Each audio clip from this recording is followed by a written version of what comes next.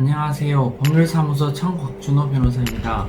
오늘은 보이스피싱 사건에 있어서 본인이 하지 않은 역할, 즉 본인이 한 것보다 더 높은 직책으로 기소가 된 경우에 있어서 해결 방법에 대해서 말씀드리겠습니다. 아시다시피 보이스피싱 조직은 국내에 있지 않고 대부분 필리핀이든 또는 중국 청도 등 해외에서 일어나게 됩니다. 따라서 그 해외에서 일어나는 일들이기 때문에 수사에도 한계가 있고 그 본인의 역할들이 대부분 같이 일했던 공범들의 진술에 의해서 결정되는 경우가 상당히 많습니다. 물론 어떤 조직에 있어서 팀장급 이상의 상위 직책으로 가기 위해서는 DB를 관리했다거나 수익을 배분했다거나 또는 그 이상의 어떠한 지휘와 관리 체계에 대한 관여를 했다는 점에 대한 입증이 필요합니다. 하지만 그 입증이라는 것이 실질적으로 상당히 어려운 점이 많기 때문에 대부분 다른 공범들의 진술에 의해서 결정되는 것이 태반입니다. 예를 들어서 수익을 관리했다는 점에 있어서도 수익을 어떻게 계좌 이체를 하는 경우는 없고 대부분 인민화로 바꿔서 돈을 현장에서 주말마다 나눠주는 경우가 많기 때문에 저 사람이 현금을 나눠줬다, 저 사람이 돈을 실제적으로 분배해줬다는 말 몇 마디가 꼭 그 사람을 그 조직 내에서 팀장으로 몰아가게끔 되어 있습니다. 또는 DB 같은 경우에 있어서도 DB를 쭉 받아서 사장한테 받아서 전달만 단순히 해줬다 하더라도 그 DB를 전달하는 그 행위 자체를 DB를 배분해줬다 또는 DB를 나눠줬다는 것으로 이어질 수 있기 때문에 그 행위로 인해서 팀장으로 할 수도 있습니다. 그래서 다 같은 상담원, 즉 다 같은 TM 역할을 했다 하더라도 나이가 많다거나 또는 그 조직 내에서 좀 활동을 좀 활발하게 해서 좀 친절하게 DB를 나눠주고 또는 수익 배분에 조금 관여를 해서 심부름을 좀 더 많이 하게 되면 팀장의 역할을 했다고 오해를 받아서 팀장으로 기소가 될 수도 있습니다. 비단 이런 경우뿐만이 아니라 사장과 친해서 그 사무실에 자주 놀러와서 친하게 지냈다는 것만으로 팀장의 역할을 하게 됩니다. 물론 놀러만 왔다고 팀장이 되진 않지만 과거에 전과가 있고 도피에 관여된 정도에 대해서 어느 정도 입증이 되면 본인이 한 것보다 더 큰 책임을 물을 수 있다, 이런 말씀입니다. 제가 방금 말씀드린 하나하나의 예는 전부 다 실제 사안이며 저희가 담당을 해서 그 억울함을 풀어드린 사안들입니다. 아시다시피 저희는 실제 저희가 진행한 사건들을 토대로 그 사안을 풀어가는 방법을 말씀드린 것입니다. 또 한 가지는 남자친구가 보이스피싱 조직에 상당한 역할을 하고 있으니 그 여자친구도 같이 다닌다 보니 그 여자친구마저도 팀장급 이상의 역할을 했다고 오해를 받아서 기소된 사례도 있습니다.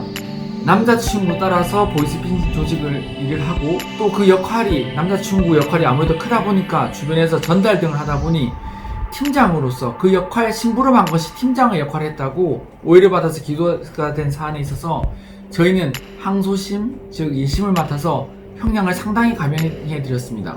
그리고 이와 별개로 남편에 따라서 아내가 중국에 같이 가서 사장이 남편에 따라서 일을 같이 하면서 단지 옆에서 실제로는 그 사무실에서 밥을 해주고 챙겨주는 이런 역할만 했음에도 불구하고 팀장 정도 역할을 했다고 하여 기소가 된 사례도 있습니다. 그 사안 역시도 저희가 잘 해결을 해드렸습니다.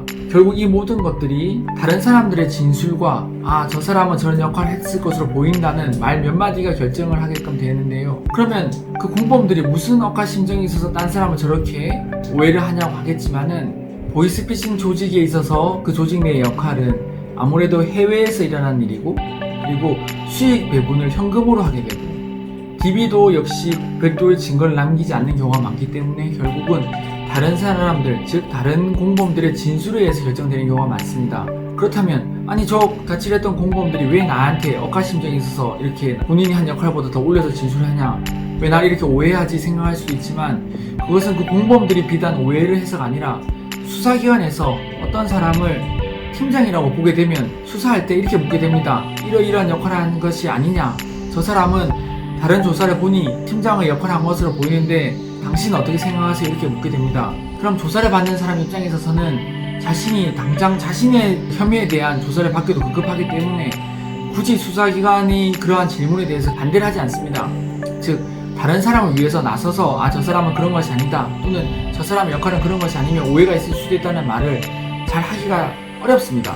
왜냐하면 수사를 받는 사람 누구나 수사관 앞에서 위축되는 것이 당연하고 또 바로 자신 스스로가 혐의를 받아서 최대한 줄이는 데 급급하기 때문에 딴 사람에 대해서는 그렇게 적극적으로 나서지 않게 되기 때문입니다. 그러므로 본인이 자신이 한 역할보다 더 크게 더 과장되어 역할에 있어서 기소가 되었다면은 결국은 앞에서 돌아가서 자신에 대해서 그렇게 한 진술한 사람들을 하나하나 보고 그 진술 조서에 근거하여 해결해 나가야 되는 것입니다. 저희는 이런 식으로 하여서 모집책이 아닌데 모집책으로 오해받으신 분, 팀장이 아닌데 팀장으로 오해받으신 분부터 시작을 해서 총책, 즉 최고 사장이 아닌데도 최고 사장으로 오해를 받아서 기소가 돼서 유죄 판결이 나온 분에 대해서까지 전부 다 해결해준 경험이 있습니다. 보이스피싱 사건에 있어서 양형에 있어서 가장 중요한 사유 중 하나임은 저희가 누차 말씀드린 바와 같습니다.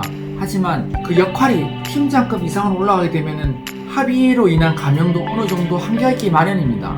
따라서 합의를 한다 하더라도 본인의 역할이 공소장에 실제로 한 것보다 더 많이 기소가 되어 있다. 즉 하지 않는 역할까지도 더 높여서 기소가 되어 있다.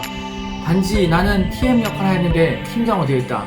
나는 어느 정도 팀장이 되어 있는데 팀장의 역할을 한 건 사실이지만 그 이상한 걸 한 건 없는데 총책급 즉 사장으로 되어 있다.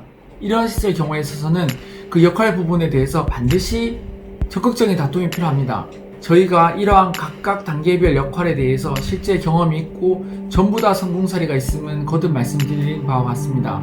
따라서 본인이 잘못은 했지만 본인이 한 잘못보다 더 큰 책임을 묻게 될 위기에 처했을 경우, 자신이 하지 않은 역할에 대해서 책임을 묻게 될 위험에 처했을 때는 저희 사무실에 문의해 주시기 바랍니다. 그럼 저희가 풍부한 경험과 성공 사례에 바탕한 노하우로 차근차근 해결해 드리겠습니다. 감사합니다.